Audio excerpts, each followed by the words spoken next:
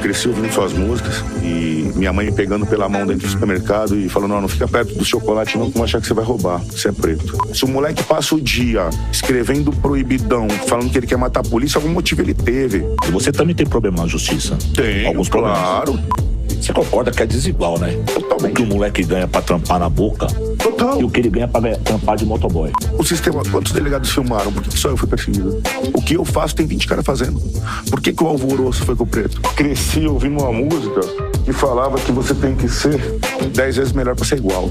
Então, toda a revolta do Mano Brown, do rap, do Racionais, é em cima dessas ideias, do racismo, Do estrutural. do desrespeito e da vingança pessoal, não só estrutural. Eu nem sonhava fazer letra de rap, ser famoso, ser nada. Eu tinha 12 anos, morava numa favela e eu já não gostava de polícia. Foda, bro. Não me ensinaram. Não. E ali eu entendi que eu não era uma criança normal, né? Era uma criança de favela, é outra coisa.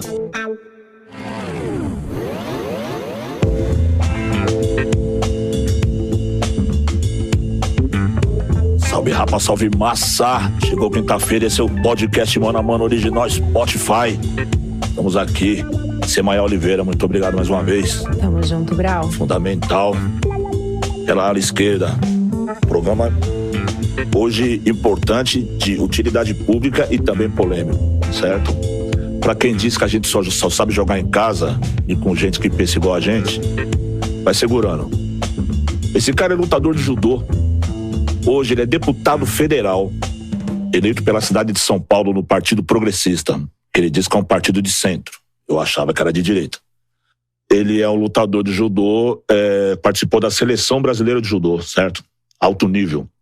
Delegado da Polícia Civil, digital influencer, polêmico e seguido por muitas pessoas. Me chama de delegado, deputado... da Hoje, Cunha. ô Negão, fica mais à vontade, que é meu apelido de judoca. Eu fui criado sendo chamado de Negão do Judô, então assim... E eu fico feliz porque quando eu entro na quebrada ninguém fala delegado da Cunha. É Doutor o da Cunha. Também não tem doutor. Ninguém me chama. Eu vou te chamar de Me doutor. chama de da Cunha. Não, Brão, Posso? da Cunha. Eu faço questão. Da Cunha, só da Cunha. Ok, certo. Sendo um doutor, ok? O que traz o da Cunha aqui no programa Mano a Mano? Opinião pública. Certo? Você é Sim. um cara... Faz parte da vida do brasileiro, a vida do brasileiro moderno, pós-pandemia.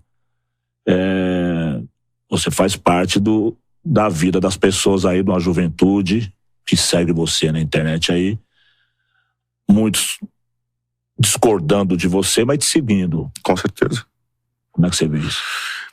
Então, Brão, assim, eu vou ficar bem à vontade aqui, porque eu não fui criado na favela, mas eu sou um cara da humildade, da caminhada. E a gente dá a mesma ideia. A gente tá em profissão diferente, mas a gente tem a mesma ideia. Eu sou da ideia de que quem veio de baixo tem que ter direito de sonhar. Não de sonhar com o ensino do colégio técnico, né? Tipo, vai ser mecânico, mas sonhar de ir pra Harvard, sonhar de estudar fora. E pelo fato de eu ser negro, eu fui muito discriminado. Cresci ouvindo suas músicas. E minha mãe me pegando pela mão dentro do supermercado e falando: não fica perto do chocolate não, que vão achar que você vai roubar, porque você é preto. Eu sou mais claro, aliás, desculpa, mais escuro. Minha mãe é mais clara, todo mundo é mais... E assim eu fui fazendo a minha caminhada. Todas as oportunidades que eu tive, eu agarrei. Eu sou fruto de projeto social esportivo de judô, né? Preto não tem nada a ver com judô, mas assim, foi o primeiro lugar que me enfiaram. Então ali tinha a chance de ganhar a bolsa da escola, já saí arrebentando todo mundo ganhar a bolsa da escola. A segunda oportunidade que eu tive foi virar oficial do exército. Você era um bom atleta de raiz? Eu não sabia perder. Eu não sabia perder, porque se eu perdesse e não tivesse mantido o nível, eu perdia a bolsa da escola, né?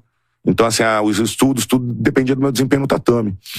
E com 15 anos eu vim morar em São Paulo sozinho, no Projeto Futuro, que a gente vai agora, eu como deputado, vou brigar muito. Eu e a Malra Imagem, minha amiga. A Malra, campeã olímpica, morava... federal, né? Deputado federal. A Malra Imagem, que é campeã olímpica, morava comigo. E a gente é fruto, eu e ela, a gente é mesma escola juntos. E lá tá destruído hoje em dia. E assim a vida caminhou, bicho. Depois do esporte veio o exército, uma formação militar que eu não estava preparado. Não sabia nem o que era, né? Porra, você sonhou a vida inteira? Não. Eu estava preparado para ser campeão olímpico de judô. Fui preparado para ser atleta, ganhar medalha. E aí veio o exército, deu um salário bom, a gente morava num kitnet, meu pai e minha mãe, tirei eles, coloquei, tinha um apartamento de 2 quartos, e no exército falaram assim, pô, meu, você vai bem de direito, você é bom, então estuda que você vira delegado. Eu falei, delegado? Eu falei, o que é delegado? Um delegado, chefe de polícia, tal, assim, e estudei e fui seguindo. Então, assim, não dá pra eu falar que tive uma vida muito planejada, não. Como um jovem negro, eu fui seguindo as oportunidades que eu tinha pra vencer na vida, entendeu? Pra poder seguir a caminhada. E o legal é que, desde muito jovem, cara, eu sempre falei que eu era meio que inconformado com a questão racial, mas que eu não podia falar muito. Desde pequeno eu falo isso, eu falo assim, eu vou falar bastante disso a hora que eu puder falar. Porque se você expor suas ideias muito antes de você ter força, você pode ser amassado que nem uma barata, né? E aos poucos foi indo. E assim, chegou um dia, cara, que aí eu fiquei falando, aí eu sempre fui um bom delegado, eu não sei perder em nada. Nem se a gente jogar aqui para o ímpar, eu vou roubar para ganhar, porque eu fui formado para vencer. Sabe por quê? Porque eu cresci ouvindo uma música que falava que você tem que ser 10 vezes melhor para ser igual. Entendeu? Então, tinha um cara que cantava uma música, você não conhece ele. Mas assim, se não for, quando eu vi aquela porra, eu falei, esse cara sabe o que fala, né, cara? Não adianta ser 2 vezes melhor. É 10 sempre. Então, tá certinho. E eu vivi. O que você cantou, eu vivi. Então, eu sempre faço tudo pra ser 10 vezes melhor, pra ficar igual. Tudo. Delegado, tem que ser 10. Pra ser igual. Deputado, tem que fazer muito mais voto. Eu sou condicionado a isso. Se for no mano a mano, a gente toma. Ah, por quê? Por causa do estrutural, por causa de tudo. Tudo que foi feito. E aí eu segui minha caminhada. E chegou uma hora, só pra entender o contexto, né? Que sempre quis mostrar meu trabalho, as canas bonitas, a prisão, sempre prendi limpo, prendo limpo, sou polícia limpo.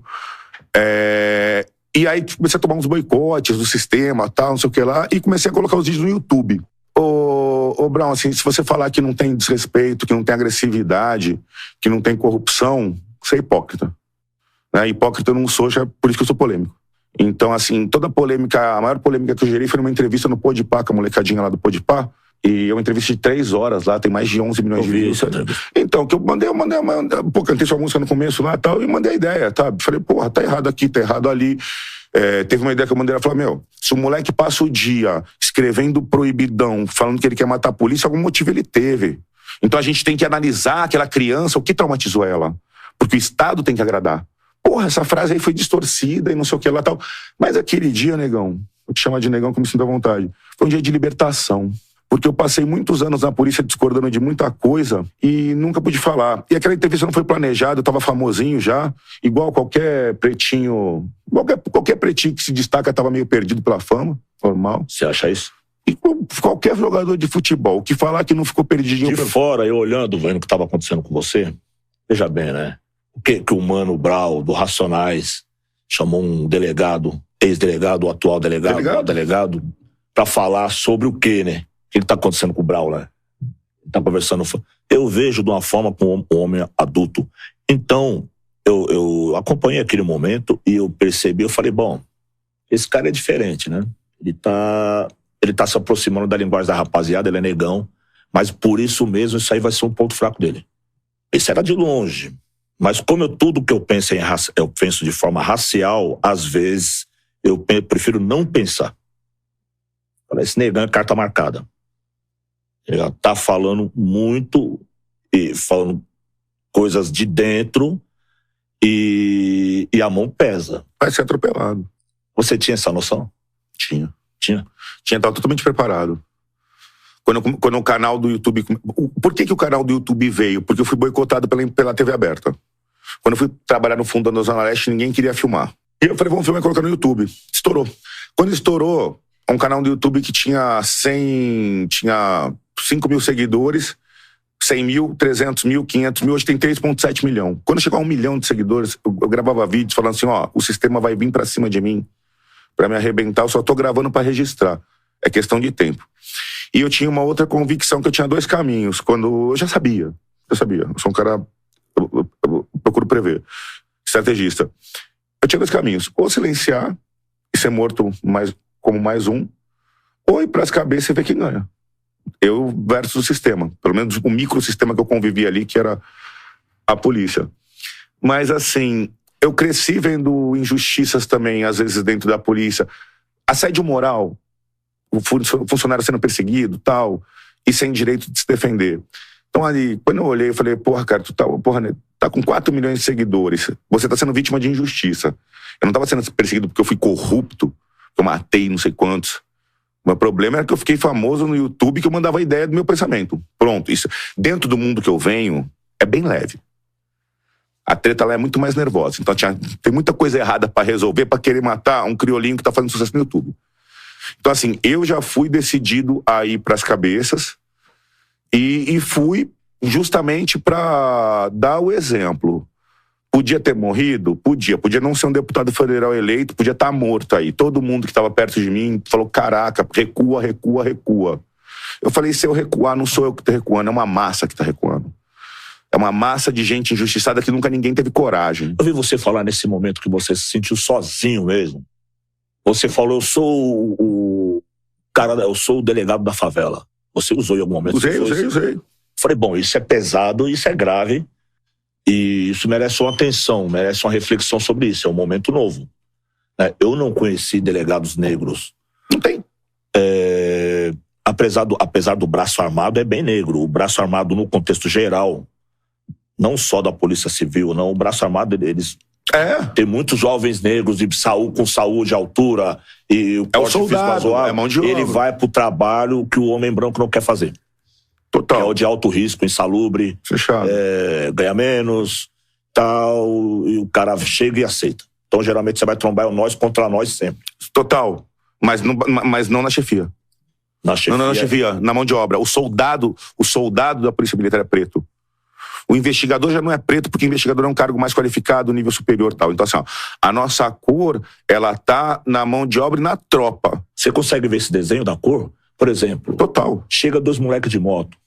2 mulatos. Um no meu tom, no seu. Pá. O segurança também é. O alarme é acionado. Total. Os moleques tá no padrão ali que não é indesejável ali na porta da loja. O que vai acontecer? É um conflito inerente, né? Não tem como evitar. Não tem como evitar. Isso também é racismo estrutural. Brown, eu conto uma história que eu passei. Não é? É total, mas é estrutural, mas o cara não controla ali. Eu comprei uma moto. Meu primeiro salário de tenente do exército, eu fui na loja com dinheiro e comprei uma moto. Essa história antiga. Uma XLR roxa. Paguei em dinheiro e vim com a moto, sem placa. Morava na Baixada Santista num kitnet. Parei na porta do prédio. Tenente do exército já, aspirante. Parou a viatura da PM, os PM de moto falaram, e aí, negão, roubou essa moto aonde? Eu puxei a nota fiscal, falei, não roubei não. Não, aqui roubou, tal, não sei o que lá, qualquer ideia. Eu falei, não, sou oficial do exército. Chama o seu chefe. A nota tá aqui, agora você chama o seu... E também não fui pra cima. Mas assim, esse racismo, quantas vezes? Na porta da delegacia chega uma preta gritando, eu quero falar com o delegado, me protege, não sei o que lá, tal. Chama o delegado pra mim e falou, sou eu, senhora? Pois não. Não, com você não, quero o delegado, quero o chefe. A preta. Falei, pois não, senhora, fica à vontade. É você? Sou eu. Então, assim, esse estrutural, não sei, bem prático. Parou 2 moleques de moto na cena tal, é eles, caralho. Não tem ideia. O polícia que tá ali nem controla o que tá na cabeça dele, é a sociedade. Minha opinião. A sua especialidade atuando como deputado federal vai ser na área de segurança pública, é isso? Não necessariamente. Não necessariamente? Isso, Brown. Não brinca. O que você vai fazer? Então, eu abri 5 frentes no meu gabinete. Qual? A primeira é segurança pública, a segunda é igualdade racial. Opa. Então, eu tenho um assessor de igualdade ligada a outra, eu tenho um preto, chama Leandro Santos, que veio do Educafro. Eu já nomeei ele vai ser meu assessor de igualdade racial, tanto no Ministério, em Brasília, Estado, município. E assim, a meta, é o que eu falei pra ele, a nossa meta ela é meio pequena pra cor. Eu não tenho uma meta de salvar todos os negros, mas eu quero uma coisa de alto nível, eu quero que o negro possa sonhar com coisa bem grande. Então a gente vai trabalhar com um programa... Se possível, salvar todos, né? Salvar todos, mas assim, aí eu vou pro esporte. Meu gabinete é segurança pública, igualdade racial, proteção à mulher e esporte. Aqui no esporte, a gente vai fazer a segurança pública de verdade, que é você chegar num molequinho de 8 anos na favela e dar um projeto social de luta, de futebol, antes do cara contratar ele de olheiro. É a gente chegar antes do partido. Entendeu? Chegar antes do crime. Você concorda que é desigual, né? Totalmente. O que o moleque ganha pra trampar na boca... Total. E o que ele ganha pra trampar de motoboy. Ele faz em 3 dias. O cara tá na boca, ele corre o risco pra caralho. Total. O motoboy corre risco de segundo a segundo em cima da moto. Isso. É isso. Se não for as pernas dele, é o coração dele que vai pro saco, porque é tensão, é estresse o tempo todo. Por exemplo, eu tenho um filho preto hoje que põe boné e sai pra rua, certo? Por que eu perguntei pra você que se você vai trabalhar na segurança pública? Porque toda a questão em cima do Da Cunha é o quê? Ele é um cara que fala a linguagem, ele é um cara que capacitado, certo? Total. A gente vê a forma que você Sim. se expressa. Você é um cara que tem uma visão moderna das coisas. Quando eu vi você entrando nos lugares filmando, o que eu pensei?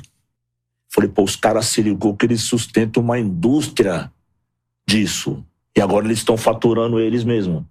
Fazendo a cena e eles mesmos ganhando. Eu pensei na minha ingenuidade. Porque, sei lá, esses monte de programa que tem policial, desde a minha época de criança, desde Gil Gomes, Afanásio, que em cima de vida dos outros, tragédias familiares e heroísmo e aquelas coisas, ou não, né? Também, tipo assim, a exposição da miséria, da fratura exposta do problema no Brasil ali, e o cara falando, pô, João chegou do norte e nordeste, sofreu, no final das contas ele morre. Era sempre assim, né? Era um compilado de histórias tristes. Tristes. Que é o que o povo consome. E consome. Quando você muda... Isso vende muito também. Vende muito, cara. Como, assim, é engraçado isso, como a nossa sociedade pobre chora, mas é a mesma sociedade que consome história triste pra caralho. E eu não sei explicar isso aí não, Brown, sabe? Tipo assim, eu senti isso muito no canal. Quando você coloca um vídeo que fudeu, pesado, o vídeo estoura.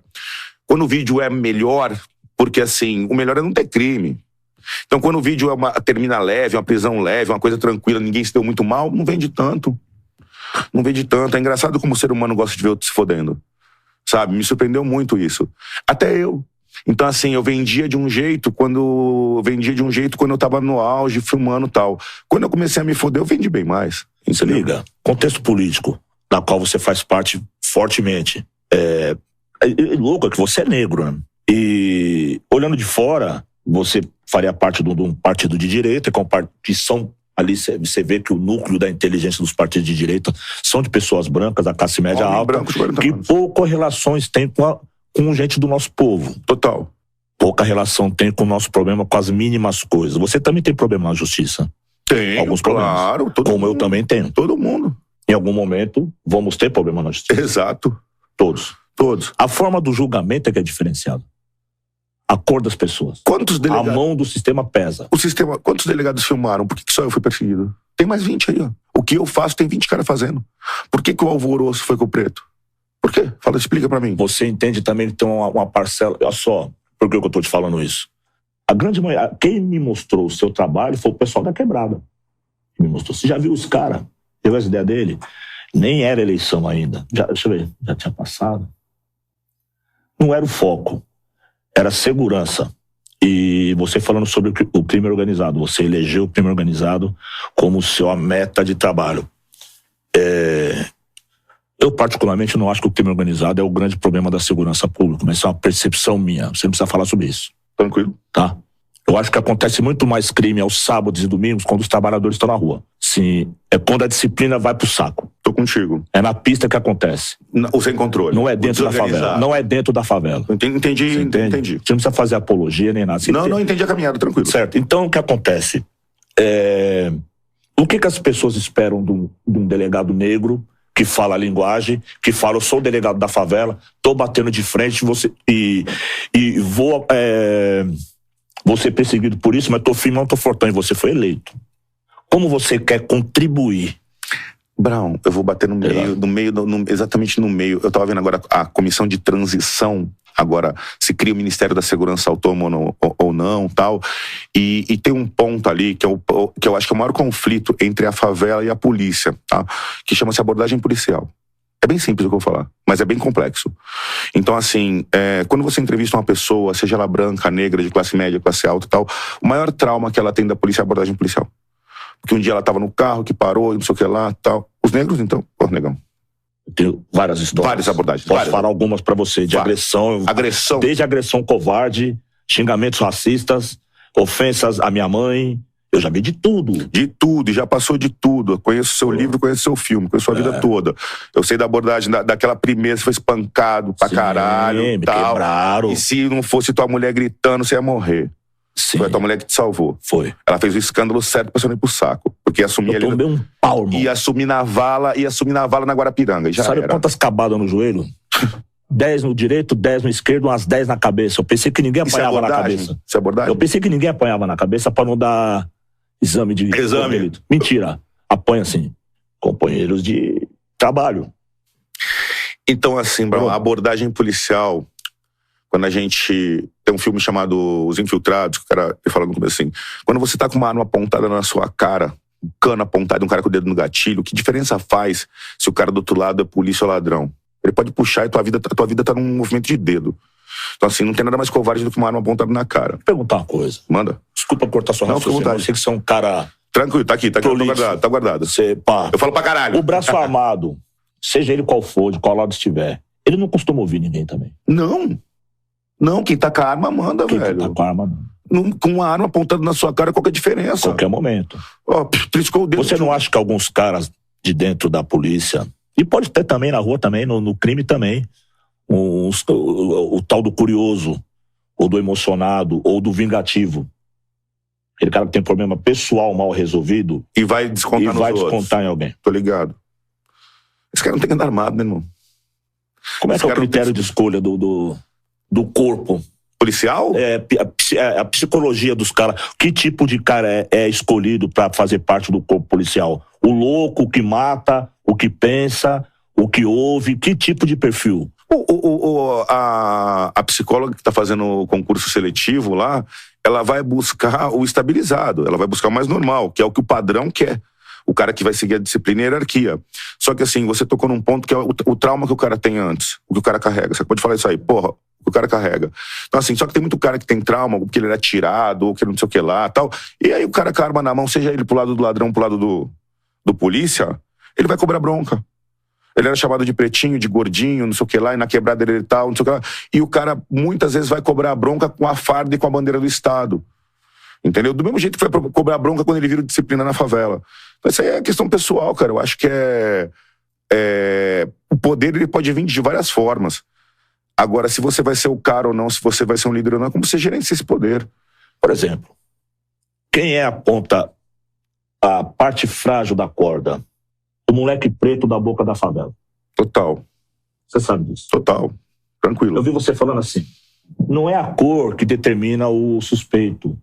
Eu acho até que é a marca de roupa. Eu falei, opa, aí tem uma falha. Você continua pensando isso? Que a marca de roupa determina se o cara é código de vagabundo ou não? Cara, eu vou te falar, eu vou ser bem prático. Eu acho que a cor é extremamente determinante. Que é aquele negócio que eu falei, determinar a cor se eu refaço a minha fala aqui. Então a cor é determinante, sim. Eu tava falando, a gente tava trocando essa ideia aqui no off aqui. Você cruzou 2 neguinhos na Paulista numa quebrada. Tem muito moleque branco no crime pra caralho. Tem, mas você... Essa é uma verdade, tem que ser falado. Mas se você vê 2 alemão com a cara, com o olho azul na quebrada, você vai olhar e falar, isso aqui não é nada, isso aqui é 2 trouxas. A gente tá em São Paulo, pra começar, que é um estado de colonização europeia em massa. Em massa. Como não tem ladrão branco? Como não tem criminosos brancos? Na verdade, os grandes crimes, sempre foram cometidos por brancos. Sim, fácil. Que dão estrutura para todos os outros crimes, os menores e os médios crimes. Entendo, então tem toda uma estrutura criminosa. Tá certo, Rocínio, concordo. E grande parte das vezes é uma mão branca que está ali controlando toda a estrutura criminosa, que sustenta as outras pequenas estruturas criminosas. Mas quem paga é o moleque preto que tá lá na porta fumando um baseado, que vai correr, porque tem uma passagem, porque não tá trabalhando. É a corrida. Entendeu? Então, toda a revolta do Mano Brown, do rap, do Racionais, é em cima dessas ideias, do racismo, do estrutural, do desrespeito e da vingança pessoal, não só estrutural. Vingança pessoal do que, Brown? Deixa eu te perguntar, daquele cara. Do soldado vingativo, que era zoado na quebrada antes. Vida pregressa sofrida, mal pago, fudido, que vai se vingar do moleque que Explica pra mim que é um contra o outro, é todo mundo da mesma família se matando. Só que um tá com a arma na mão. Eu já vi a polícia fazer cada um, ô da Cunha. Xingar mulher casada. É isso. Entendeu? Não que as solteiras não mereçam respeito, mas você entendeu? A gravidade passou por cima de todo um sistema, até de respeito, entre homens.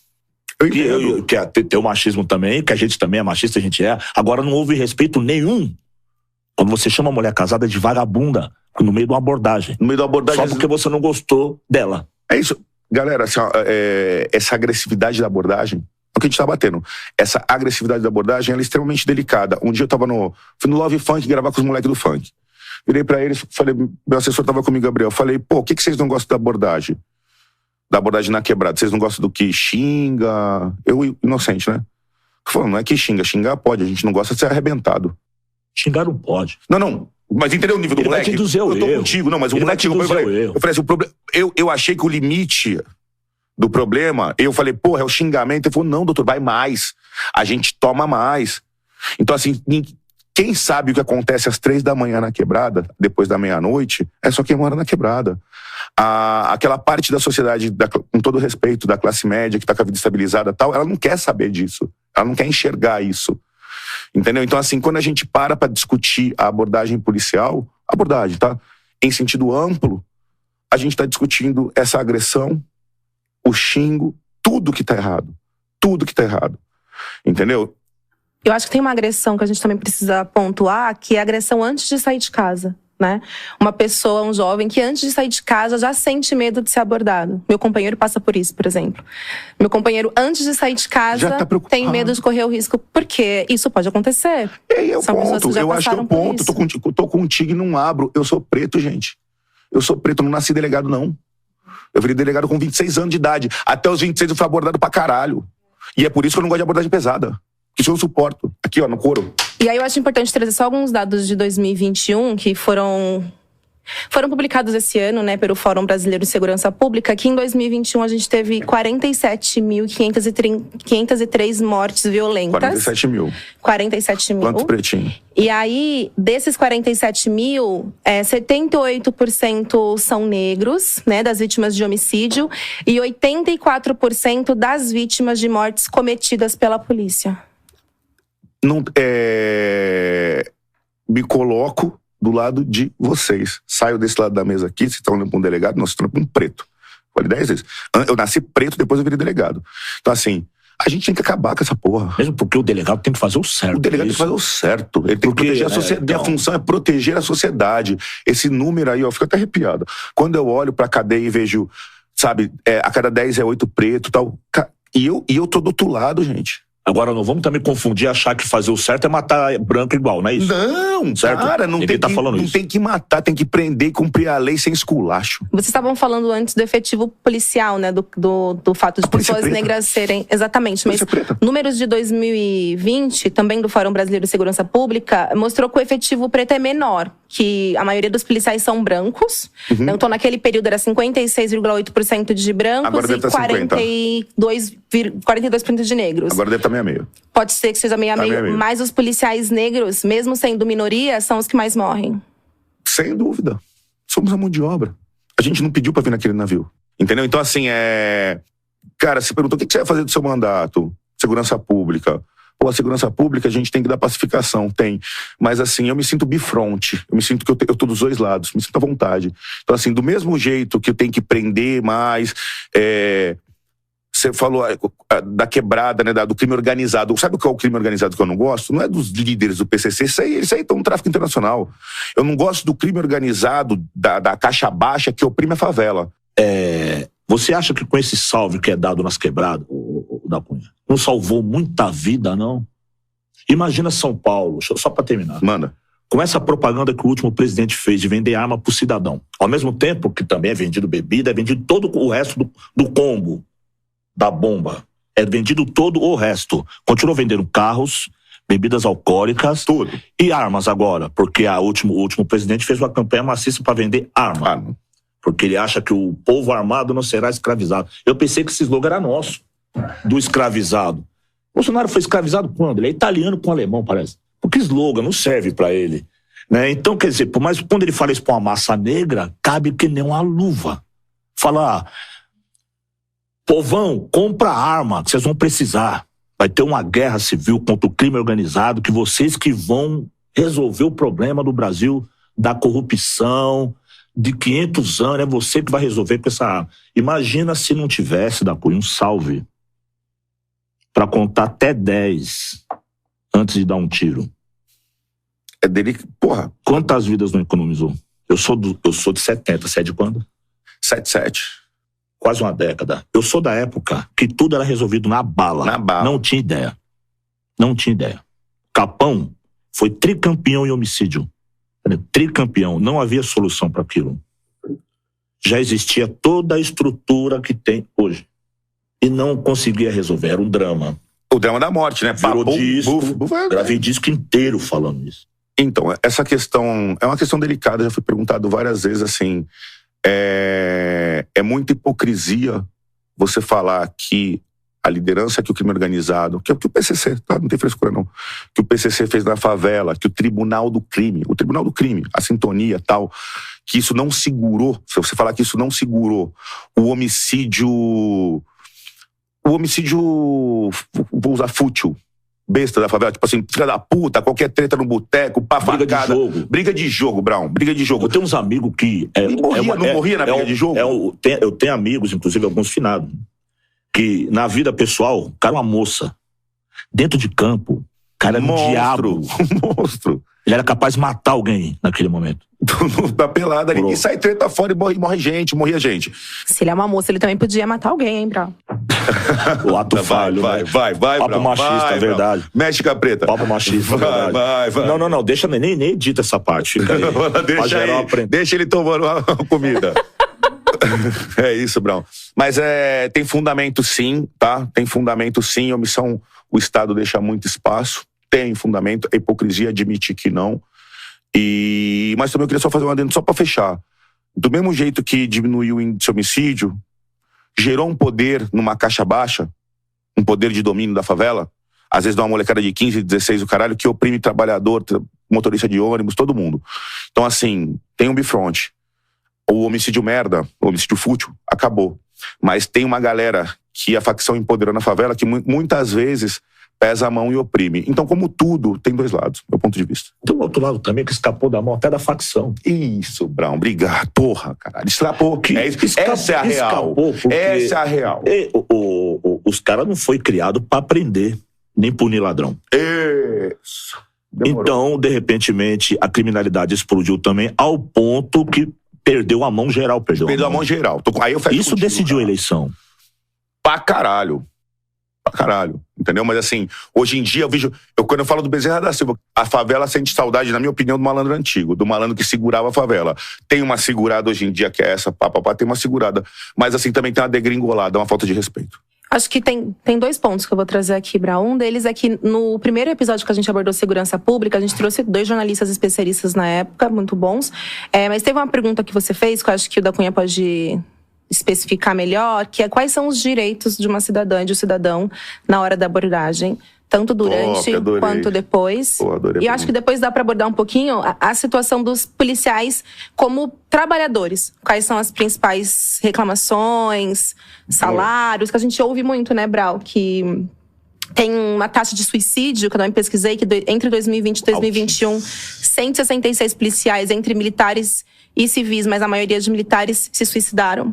Então, bom, foi muita coisa, né? Mas para começar, quais são esses direitos na hora da abordagem? Então, assim, a abordagem, que é um ponto que eu discuto bastante, quando o policial decide por abordar você, ele está fazendo uso de um poder chamado poder de polícia, que é eu ter o direito de tirar a tua liberdade individual de ir e vir. Então, quando eu falo parado, polícia, mãos para o alto, você não pode andar. Por que eu tenho esse direito? Porque eu estou representando o Estado. Eu estou fazendo isso para proteger todo mundo que está aqui em volta. Então eu tenho a fundada suspeita que você conhece bem. Então eu digo que eu tenho fundada suspeita que você está com uma arma, com uma droga tal, e parto para essa abordagem. Beleza? O cidadão tem o direito de saber quem está abordando, o motivo da abordagem. Você está sendo abordado pela polícia militar. O motivo é que houve um carro roubado aqui nas mediações da cor tal. E essa abordagem é para sua segurança. Preciso que você me entregue seu documento, coopere, existe arma ou droga no carro. Aí vem o que eu falo, tá? A minha revolta. Na academia, na escola de polícia, é ensinado dessa forma. Quando a coisa vai pra rua, existe, às vezes, uma outra escola na rua, pô, não faz isso, não faz aquilo. E aí, esses direitos, essa abordagem, muitas vezes se degringola para aquilo que a gente estava reclamando agora há pouco. Tá? Mas, assim, o direito de um cidadão na abordagem é saber quem está abordando, motivo da abordagem e ser identificado. E ter a plena consciência que aquela abordagem é para proteger ele. Se não está funcionando dessa forma, a gente vai brigar para funcionar em Brasília, que é o máximo que esse pretinho pode fazer até o momento. Em relação ao suicídio de policial, a gente estava falando até agora de policial negro, sabe? Assim, então, assim, a polícia de baixa renda, ela é preta, galera. Ela é preta, tá? Ela não é branca, não. O soldado da polícia militar de São Paulo, ele é preto, igualzinho o preto que ele tá abordando na favela. E ele tem baixa renda, ele tem conflito mental, você cai num mundo de violência, tô falando pra vocês aqui, olhando no olho de vocês, você cai num mundo de uma violência que você, às vezes, não estava preparado, porque até então você era o pretinho que tava, sabe aquele que anda de cabeça baixa, vai estudar, minha vida dá certo? Porra, não passei em concurso nem, eu vou dar PM, passei no da PM, vou ser PM.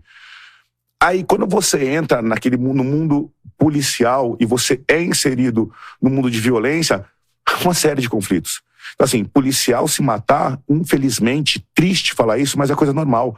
Porque ele tem dívida, porque ele tem conflito de sociedade, de cor, de mulher. E muitas vezes as instituições policiais, elas têm uma disciplina, uma coisa pesada. Então, assim, você sempre vai ver esses números altos. A gente tem que evoluir muito. A gente tem que evoluir muito. Fica à vontade, gente. Uma postura, uma empáfia de alguns caras. Por exemplo, imagina um clima assim, Natal. Tá todo mundo na rua, obviamente, tem saidinha, certo? Todo mundo sabe, as famílias estão reunidas, a comunidade está cheia, os carros estão todos estacionados. O cara manda uma viatura para passar 10 por hora, medindo todo mundo. E um clima que estava tranquilo fica tenso. E depois da passagem dos caras, coisas estranhas começam a acontecer. Eu já vi isso acontecer. Tenho certeza. Mudou o clima. Vira. O clima que era um clima familiar de festa passa a ser um clima de tensão, discussões passam a acontecer e a noite não termina bem. Eu penso assim, qual que é a revolta do cara? É trabalhar no sábado, no dia do Natal, tá numa viatura mal aparelhada, ganhando mal, ou ele é racista de verdade? Você é policial, você é negro. Tranquilo, velho. Certo. Oi, eu sou Magé Flores. Eu sou Maurício Meirelles. E eu sou o Bruno Bogossian. De segunda a sexta, bem cedinho, tem episódio novo com a gente no Café da Manhã, o podcast mais importante do seu dia, uma parceria da Folha com o Spotify. Aqui você confere as principais notícias do dia, contadas e explicadas por quem acompanha o assunto de perto. Nunca foi tão fácil ficar por dentro de tudo. É de graça e você também pode baixar para ouvir offline, só no Spotify. Até mais! Eu acho que você respondeu já, né? Qual que é a dose de um para o outro? Cara, pouco de tudo isso. Você respondeu. Entendeu? É assim, ó. É delicado, mas assim, às vezes quando o cara é maltratado, ele sempre joga pra baixo, entendeu? Então, às vezes, o chefe dele escorraça ele, o outro xinga, e não sei o que lá, e tá tudo ali dentro, sabe? E é aquele cara vai pra rua, às vezes. E ele não tem um preparo mental de saber que aquele problema não tem que sair dele para ir pro cidadão. E o cara tá ali cheio de revolta e descarrega aquela revolta. Então, assim, o que eu contesto muito, assim, é uma coisa muito delicada. Por isso, tem que ser muito bem preparado, sabe? Se você tomou um chifre, da sua mulher, não é dia de sair com a arma na rua, tio. Hoje você não tem que sair com a arma, não, que você vai sentar o dedo em quem não tem que sentar. Então, assim, só que assim, o polícia passa por isso, o cara tá com uma pá de problema e tal, e ele pode ser racista também, não tô tirando nada.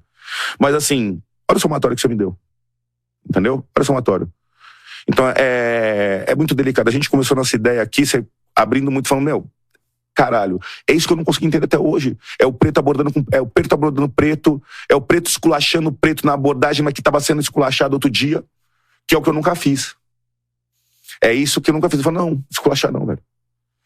Então, assim, é delicado, Brown. É delicado. A gente tem que evoluir muito em termos de patrulhamento, do jeito que patrulha. Eu vou falar uma coisa aqui que eu tenho vontade de falar, acho que eu nunca falei, mas eu vou desabafar hoje. Gabriel, meu assessor vai querer morrer aqui, mas se prepara. É assim, ó, tecnicamente falando, tá? Nos Estados Unidos, em alguns países, quando a abordagem, a ação policial, ela advém de um fato. Então, assim, eu tô fazendo patrulhamento no Capão Redondo e teve um roubo. Tem um fato acontecendo. Então, eu vou abordar, eu vou rodar, vou fazer tudo para achar que roubou.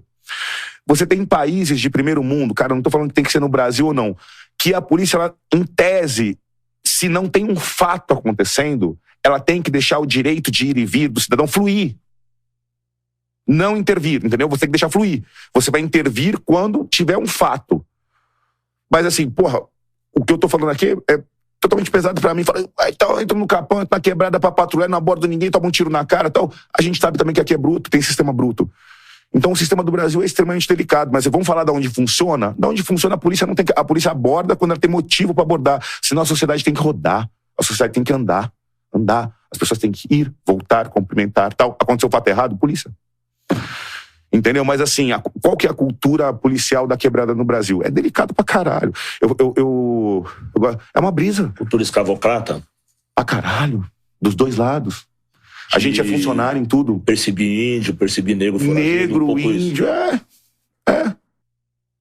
muitas vezes. Muitas vezes não enxergar. Você enxergar que o crime está num local. Na Paulista não tem crime, né? Na Paulista, na Faria Lima não tem crime. Você tem um comportamento diferenciado dependendo de onde que o patrulhamento está acontecendo. Então, assim, isso é tudo muito delicado. Porque eu volto naquela, não vou proteger a polícia não, mas a polícia também tem vida. Toma tiro, também é preto. Também tem empréstimo, também tem conta atrasada. Né? Então, é muito foda, Brão, é muito delicado. Nossa conversa aqui a gente vai... Mas tem sim. O estrutural tá sempre. É o que eu falei, quando você para e vê dois negão na quebrada de madrugada, e você vê dois caras de 1,80m com o olho azul, a pele bem branca, você fala, esses caras não são ladrão. É isso que todo mundo pensa. O Brazilian Way of Life. Cara, o cara falou, esse cara é bonito desse jeito, essa roupa boa, esse cara não rouba não. Vem um pretinho, trabalhador. Então você fala, mano, caralho, será que é entregador mesmo? Será que é iFood mesmo ou será que ele vai sacar? Como é que... O perfil também do molecada branca de quebrada também, filho de gente do norte que veio pra cá e quebrou, aí caiu no conto caiu achando que ia vir pra São Paulo e São Paulo ia contemplar o cara não consegue emprego, aí o filho cria a família numa dificuldade do cara, o moleque já não vê o sofrimento do pai, já não quer viver a mesma vida. É um pobre, velho. E tem aquele moleque branco de quebrada, pô, esse moleque parece que é do Ibirapuera, né? Ele é da favela, eu tenho amigos assim. Da favela. O moleque nasceu, o pai tava preso.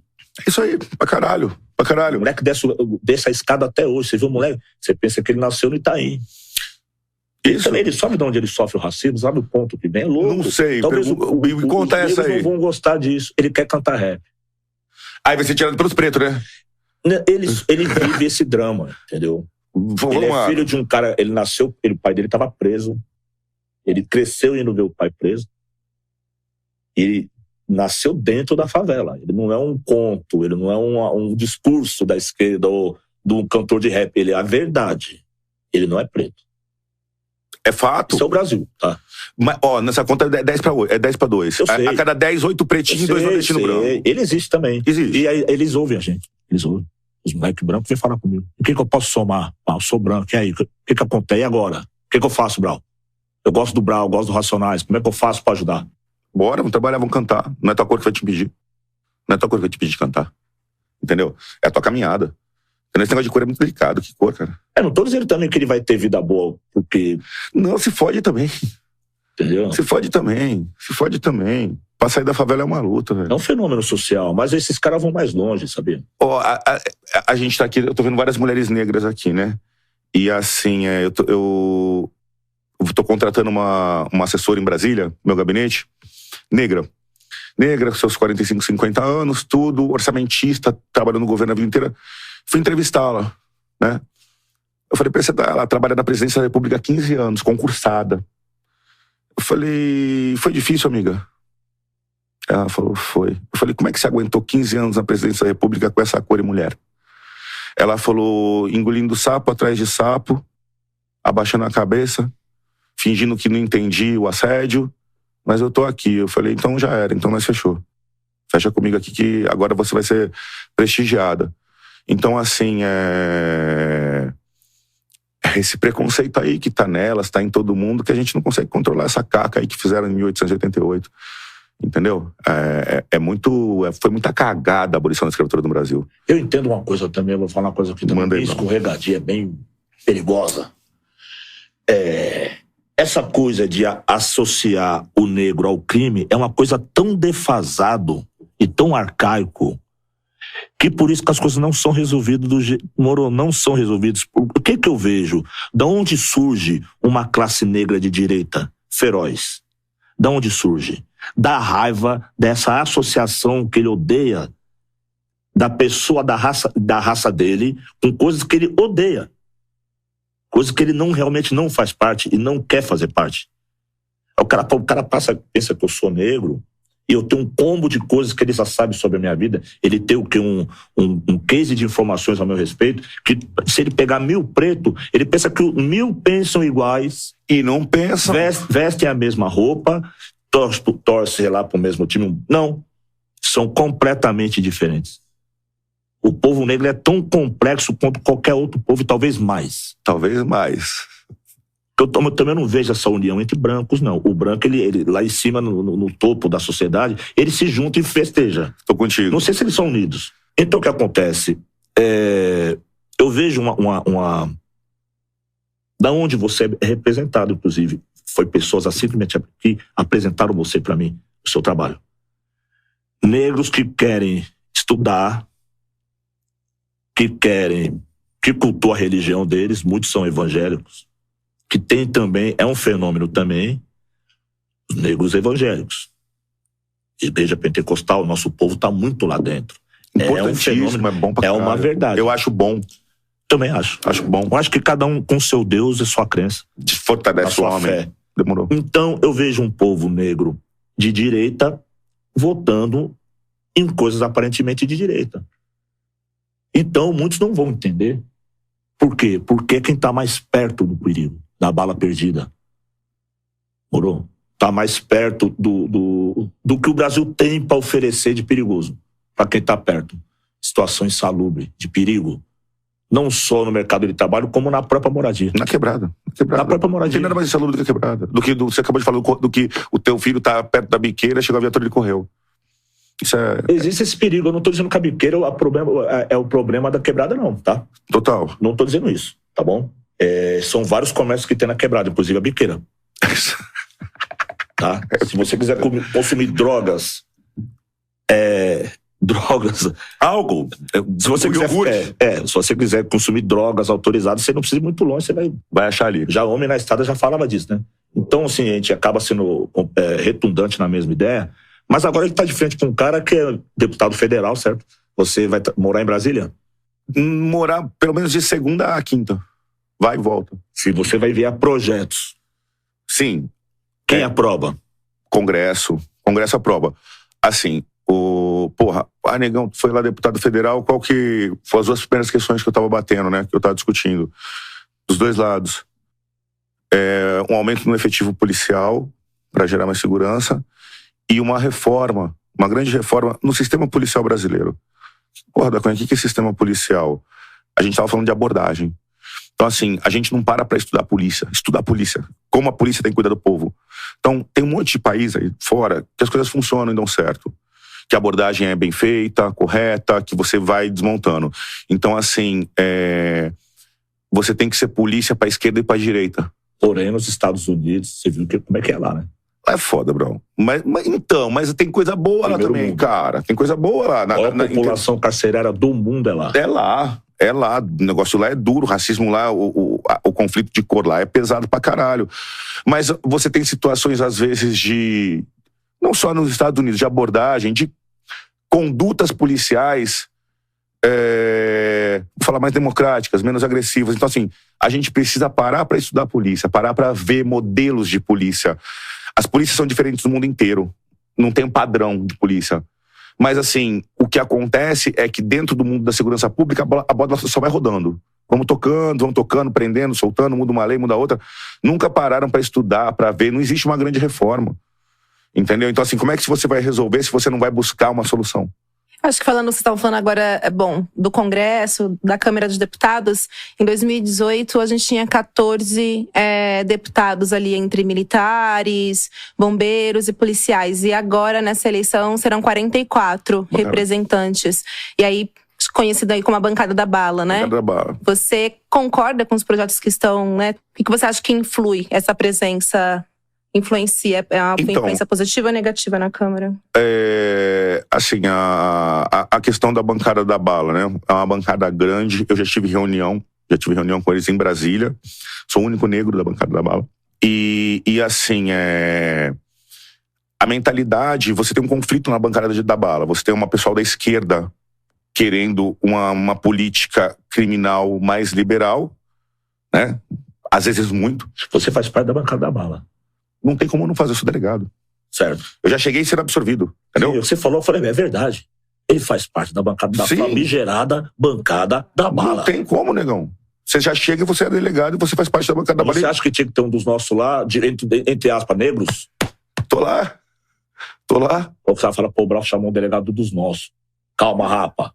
Tô lá. Não, cara, tô lá pra discutir. Porra, assim, tô lá pra discutir abordagem. Porque se você chegar na bancada da bala e falar que a gente precisa reestudar a abordagem, ver se tem algum padrão novo em outro país, talvez eles não pensem nisso. Na abordagem, não. A abordagem tem que sentar o pau. A abordagem tem que abordar mesmo. Então, assim, eu me dou o direito de ter uma visão de polícia bem humanizada. Tá? Eu acho, assim, tá lá registrado o que eu fiz da minha vida. Então, é importante eu ser um contrassenso ali. Do mesmo jeito que eu pedi uma vaga na bancada da bala, eu pedi também uma vaga na bancada de minorias, direitos humanos e igualdade racial. Nas duas eu pedi. Não só na da bala. Seria uma peça que faltaria ali dentro da bancada da bala alguém para representar esse lado. Vocês concordam com isso? Você acha que tem que ter negro em todos os setores? Cara, só um preto sabe o que é abordagem, caralho. Só um preto sabe o que é ser abordado sendo preto. Agora lembrei o que eu ia falar. Por exemplo, esse plano dos caras de tirar a câmera dos policiais, de não filmar mais, ele tá em trâmite? Então, na verdade, hoje existe, né, essa presença das câmeras, não é em todo efetivo, pelo menos falando por São Paulo, tá em boa parte. O Tarcísio, que é o governador eleito em São Paulo, ele defende a retirada das câmeras, né? Ele foi eleito com esse argumento. E aí foi muito questionado porque houve uma queda, né, do número de violência e de mortes após a inclusão das câmeras. Essa pressão de tirar a câmera parte de quem? Então, as câmeras dos policiais brasileiros, as câmeras que estão funcionando, elas são câmeras full, elas não desligam nunca, tá? Então, quando eu me permito, tá, a fazer parte desse sistema, porque as câmeras da Polícia Militar surgiram depois que apareceu um negão filmando tudo, com uma câmera no ombro. Velho, pode ver a história aí. Apareceu um negão que foi perseguido, filmando tudo e mostrando, trocando ideia, e mostrando a ação todinha na íntegra, aí pararam pra ver que isso funcionava lá e apareceu. Legal. Tá tudo certo. Foi coitado de mim. E aí, só que assim, quando compraram a câmera na licitação, compraram uma câmera que não desliga. Então assim, se o cara fica à vontade, ele vai no banheiro fazer o número 2, né? Se ele tá tomando uma bronca da mulher dele, se ele tá chorando por causa do filho dele, tudo que tá acontecendo naquelas 12 horas tá tudo gravado, ele não tem um momento. Enquanto você tem câmeras em outros países que elas funcionam no momento da ação, sem o controle do policial. Então, quando o policial vai entrar numa ação, ela vai e liga e vai gravar tudo que aconteceu, abordagem e tal, em momentos de ação. E vai respeitar o momento dele individual.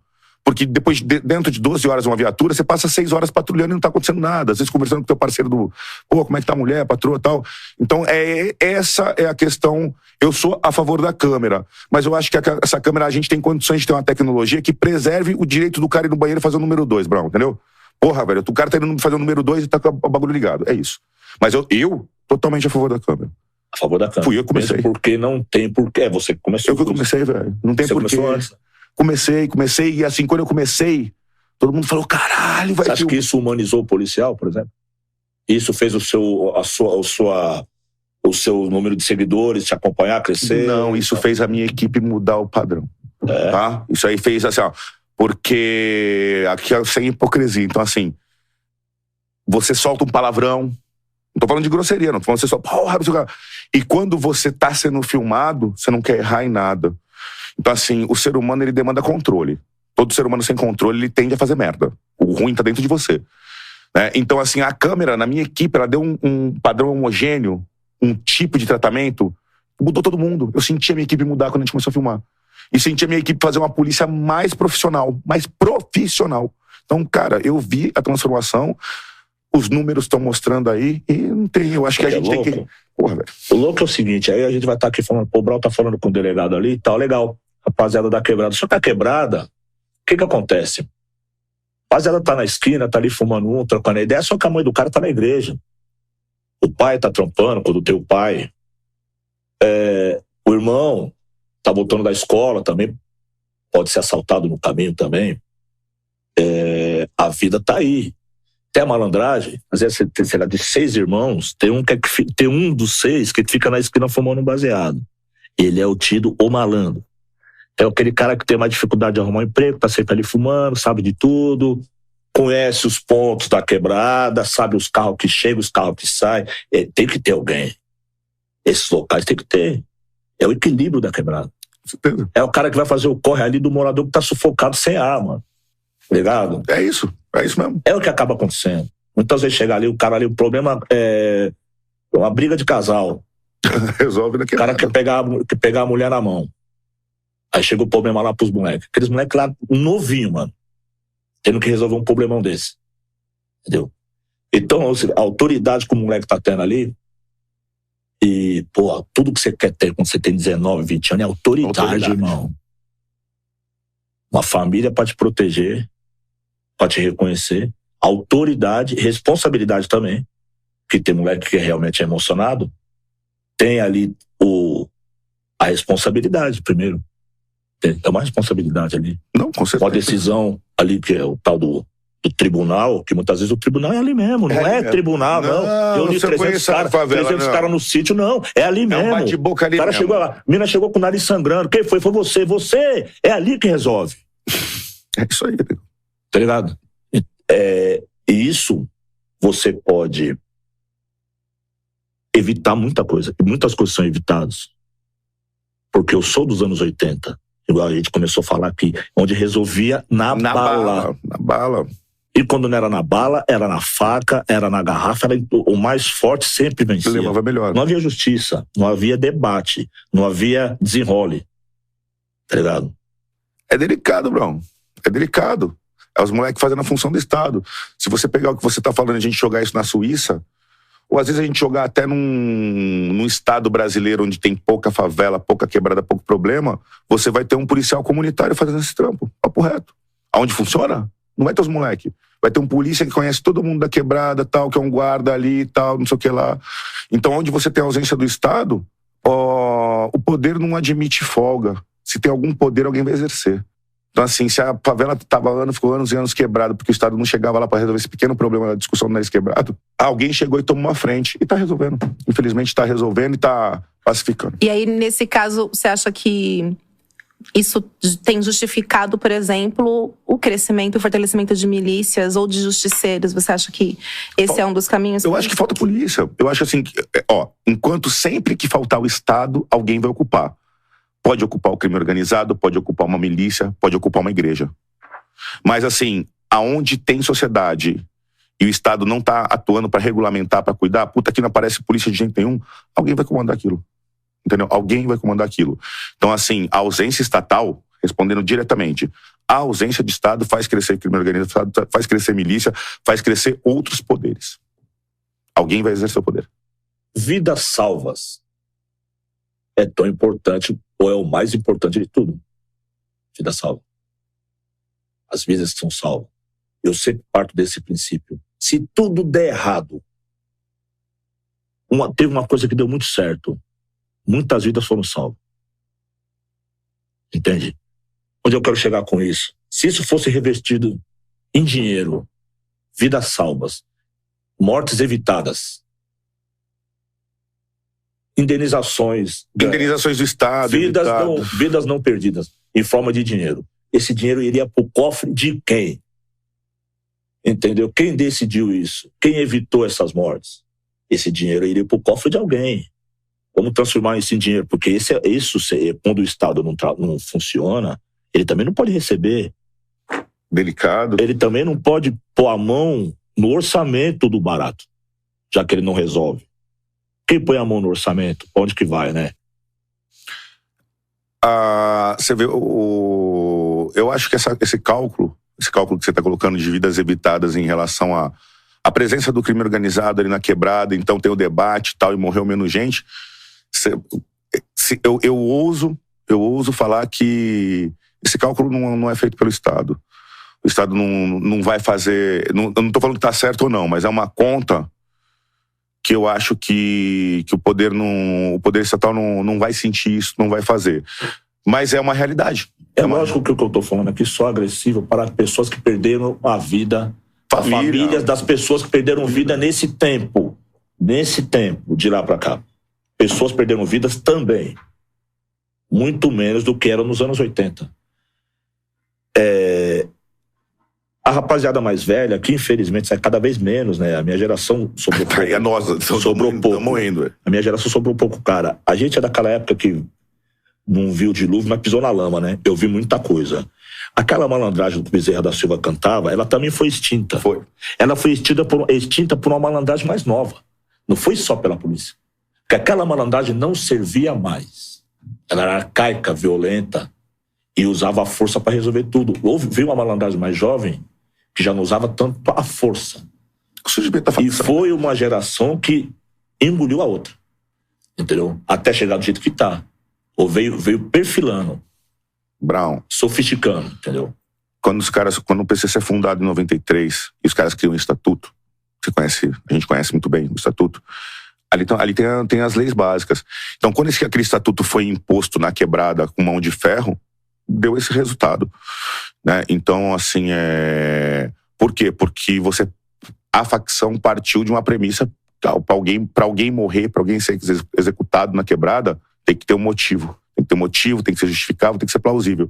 E assim, é o que eu falo, não dá pra ter hipocrisia, falar, porra, se eu sentar aqui como deputado, como delegado, se eu já cansei de fazer prisão de tribunal do crime, entendeu? Então, assim, é o sistema errado, tal, vidas evitadas, sim, pode ser, tal.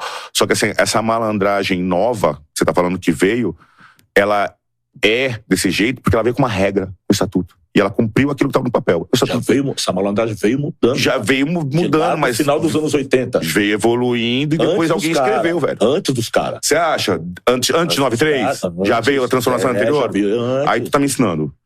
De 86, 87, 88... Já foi caindo o malandro velho. Já foi mudando, porque era um procedimento que já não cabia pros tempos. Já na quebrada não funcionava. O molecada já veio cobrando. Opa, tá errado. Que negócio de bater no meu pai? Que negócio é esse? É isso aí. Que negócio é esse mexer com a minha irmã na viela? Opa, tá errado. Aí começou a cobrar. Mas aí, Brown, posso fazer uma pergunta? Quem cobrou foi a... Eu posso virar entrevistador numa? Agora fazer uma pergunta pra você? Agora a gente mandar uma. Beleza, Brown, tô entendendo a caminhada, só a ideia. Agora eu te falo o seguinte. Eu converso com muita gente que fala que essa malandragem hoje em dia, ela degringolou. Porque antigamente não tinha ninguém roubando perto da favela, ninguém roubava trabalhador, não roubava a tiazinha que tá com a marmita e um celular financiado das Casas Bahia. E hoje em dia... Roubava outras coisas. Roubava longe. E hoje em dia eu vejo muitas vezes, papo de polícia, a comunidade ser vítima da malandragem da comunidade que protegia essa comunidade. Entendeu? Que já não mas já não é a malandragem. Que é o que perdeu o controle, que a gente tava falando... A malandragem não gosta disso. Entendeu? Mas você acha que aquela malandragem antiga admitia esse ladrãozinho que rouba na quebrada? A malandragem antiga, conforme a regra do jogo, fazia o mesmo. É? Demorou. Por causa de uma dose de pinga, ele dava uma coronhada no seu pai. Era outro funcionava de outra forma, mas terminava do mesmo jeito. O moleque que cresceu vendo aquilo lá... E aí ele falou, agora é isso aí. Bro, teve aqueles também que virou polícia também. Teve muitos que não virou. Virou malandro. E foi cobrar. Eu vi isso. A gente foi de uma geração que foi oprimida por uma malandragem antiga que não tinha aquele proceder da hora também. Total. Que foi mudando. Até não tá perfeito, mudou muito. Eu vejo uns caras mais novos reclamando, mas antigamente cara legal. Eu falei, de que época você é mesmo? Eu sou de 90. Eu falei, eu sou de 70. Eu vou te falar o que era antigamente. Você não sabe o que é antigamente. O cara lembra de 98 pra frente. É muito pouco. 2 anos depois já tava o Lula eleito. Molecada usando Mizuno de 2000. Relógio de 1.500. Era uma outra época. Conhecendo Moet Chandon, moto de... Foi quando o favelado ele criou aquele estilo de vivência, aquele status quo do sonho, do sonho americano. Você vê isso do James Dean, mano. No surgimento do governo Lula, você vê a favela... O poder aquisitivo, o crédito, o acesso ao crédito. Acabou. Você escolher a marca da sua roupa cara, a moto que você quer e pagar na pedalada. Entendeu? Então, ampliou a ambição de geral. Direito de sonhar com coisas melhores. Geral. Direito de sonhar com coisas melhores. Então, o moleque que tem acesso à informação, ele não vai se contentar a ser igual ao pai dele, que usa o mesmo tênis há 6 meses, a mesma camisa, tá ligado? E vai querer progresso. Ele vai viver a vida da cidade grande. Vamos pra cima. Vamos. Bora. Acho que, Brau, propõe aqui que a gente entre um pouco nessa área de como quem investiga a polícia, né? Essa justiça. Tá. E aí, antes, eu acho que é importante a gente trazer uma questão, aproveitar a sua presença aqui. A gente conversou sobre isso antes. Que você, do ano passado para esse, foi indiciado, né, pela Corregedoria da Polícia Civil por improbidade administrativa, lavagem de dinheiro. E a gente queria ouvir, porque no começo, vocês falaram um pouco sobre isso brevemente, você trouxe a questão da perseguição, mas essa é o único ponto para você, a perseguição? Como você responde a isso? Tá, então assim, em relação aos procedimentos, né, eu fui processado por lavagem de dinheiro com empréstimo na folha de pagamento. 2 empréstimos. Consignado, né? Eu não tenho nenhum patrimônio, eu não tenho um apartamento próprio, eu não tenho nenhum carro próprio, não tenho. Mas eu tenho um filho estudando nos Estados Unidos, já. E tenho meus filhos nas melhores escolas. Então, assim, tem quantos anos? Eu tenho um de 18, um de 14 e uma de 10, tenho 3. O meu de 18 já tá nos Estados Unidos com bolsa de 70% que ele conseguiu estudando. E 18 anos tá lá. Você já conhece o estilo, qual que é a dele? Ele vai ser o que você acha? Vai pra Bolsa de Valores. Não vai ser policial? Não. O que ele pensa sobre você? Eles respeitam o trabalho, mas assim, dentro de casa a polícia não entra muito, não. A gente não fala de polícia dentro de casa, não. Então, em relação aos processos, eu nunca fui processado. Quando começou a briga, de repente eu tive 17. Então, eu passo 17 anos de polícia sem nunca responder nada. Aí eu começo a ficar famoso no YouTube, tive 17 processos. A grande maioria dos 17 absolvidos, dos 17, de 1 ano e meio pra cá, restam só 4, né?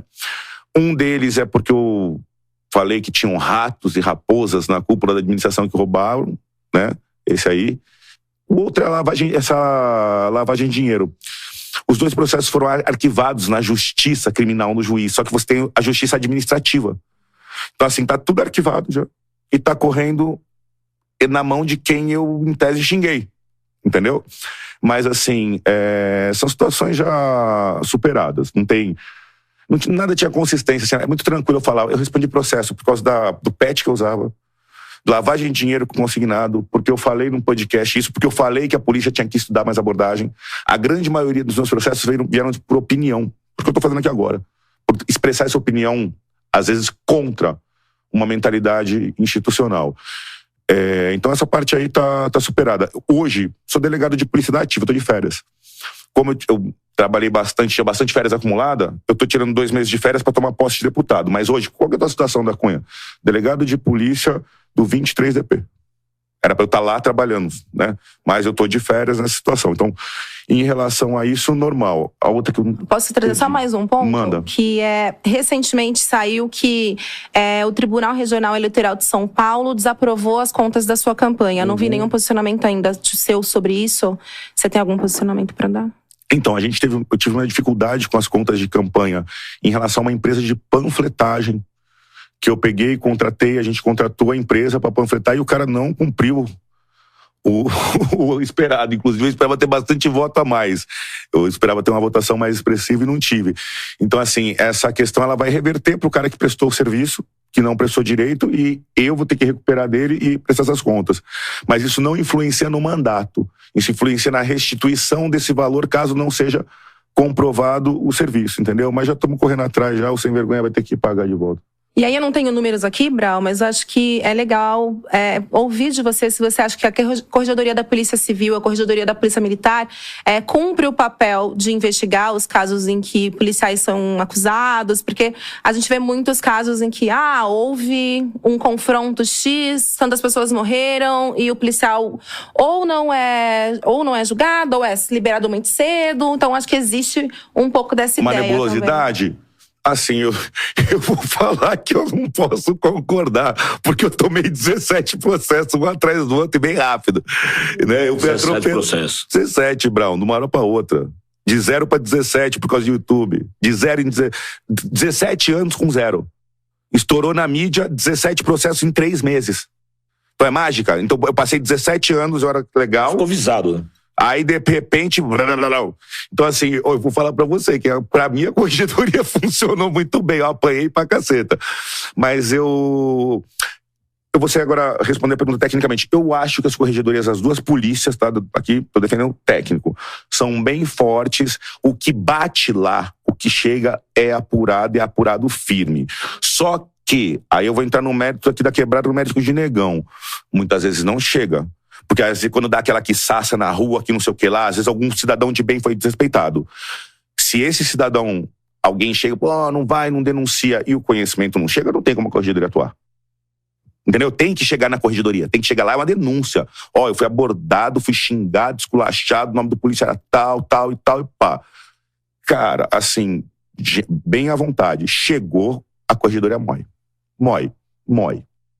Tem uma pergunta aqui que chegou, da Cunha. Muitos policiais dizem que os brasileiros não exaltam seus policiais como nos Estados Unidos. Com essa ideia de ser heróis, por que a necessidade de ser herói? Caralho, hein, bro? Não, essa pergunta não é minha. Tá? Não. É um negócio que eu questiono também bastante. Então, assim, quando você tá nos Estados Unidos, um veterano de guerra, um cara que foi e botou a cara pra tomar tiro pela bandeira, se ele tá no ginásio, no jogo da NBA, e tem um veterano, ele é aplaudido. O policial, eles têm uma cultura americana também, que o policial é o cara que sai e bota a vida dele pra defender você. Então, eles têm essa cultura. E no Brasil, não. No Brasil, a gente, infelizmente, tá? É onde eu bato sempre, a gente tem um ranço. Que a gente tá discutindo ele aqui a noite inteira. Que é esse ranço, porque a gente tem um monte de polícia preta, mas a favela também é preta, e a abordagem foi boa, a abordagem foi ruim. Tem polícia que é bom, tem polícia que é ruim.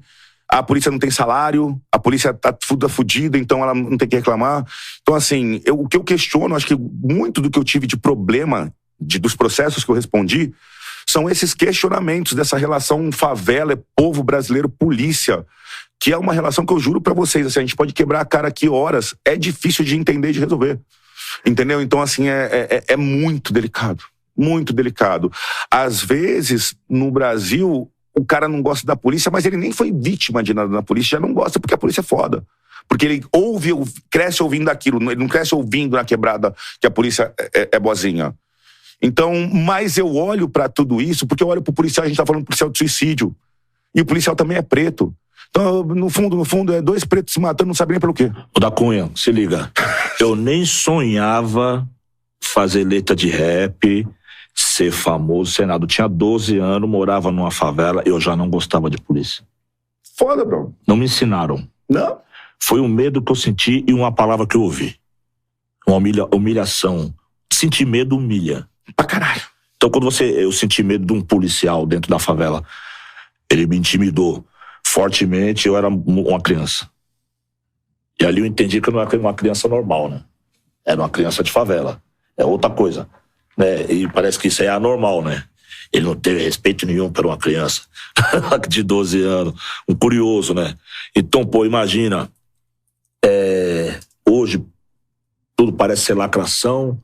Não, o Brown vai chamar o da Cunha lá, e vai falar um montão, da Cunha vai ficar ouvindo. Não, o da Cunha vai falar um montão, vai pôr o Brown no lugar dele. Falou, calma aí.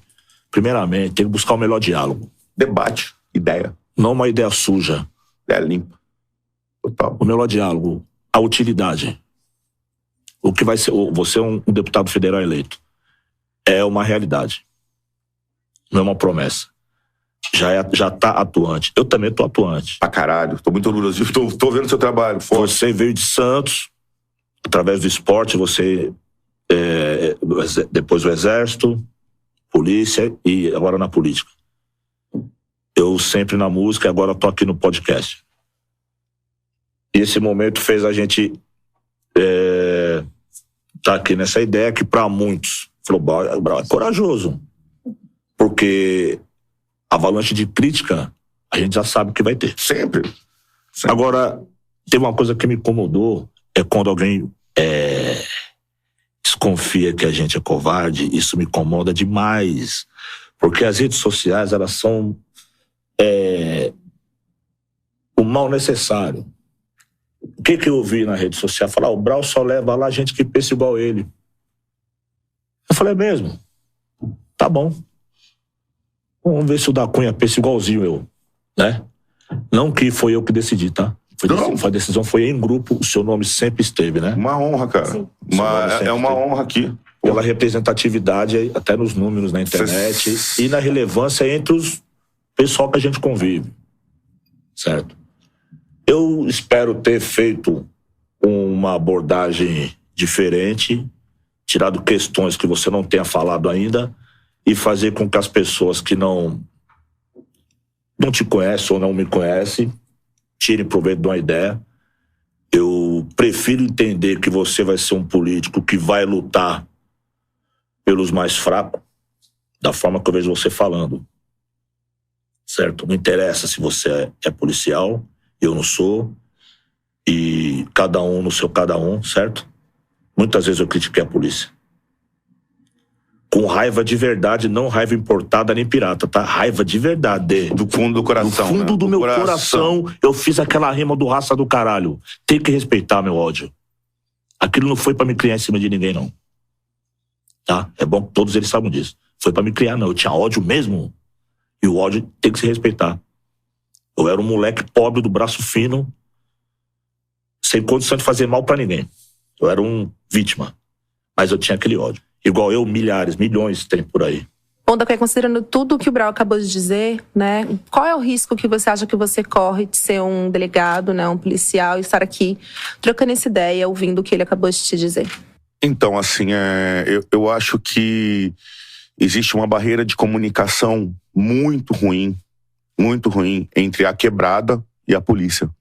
Então, eu acho que muitas vezes é muito legal pra mim ouvir aqui o Brau colocou da revolta dele de verdade, dele escrever uma letra porque ele apanhou, porque tava puto de verdade. Então, acho que o povo tem que ouvir isso. Tem que ouvir que o cara escreveu porque ele teve um motivo real, um motivo que doeu no couro dele. Entendeu? E assim, eu não tenho medo nenhum de estar aqui. A única coisa que eu acho interessante é a gente buscar esse entendimento. Eu tenho mais medo, para ser bem sincero, das críticas que talvez eu sofra de um outro lado incompreensivo de eu vir aqui trocar ideia. Né? Então, assim, que tá errado. E vice-versa. Então, assim, o cara que criticar o Brau porque ele trouxe um delegado aqui, pra mim ele é Loki. Desculpa o linguajar. E o polícia que vier falar assim, você foi lá, eu vou falar, desculpa, a gente tem que ir pro diálogo, para o diálogo chegar em algum lugar. Eu vou usar um termo que eu gosto, papo de malandro, velho. O malandro tá do outro lado, o malandro do outro lado, mas é um papo de malandro, todo mundo conhece a caminhada. E é esse entendimento que um dia eu sonho, Brau, eu sonho que a gente goste da polícia, que a quebrada goste da polícia. Então, assim, eu tenho 45 anos de idade, eu não tô indo pra política para trabalhar, para correr 100 metros, para trabalhar 2 anos. Eu tô indo para trabalhar para segurança pública 10, 20, eu vou ter neto, meu neto é preto, meus filhos são negros.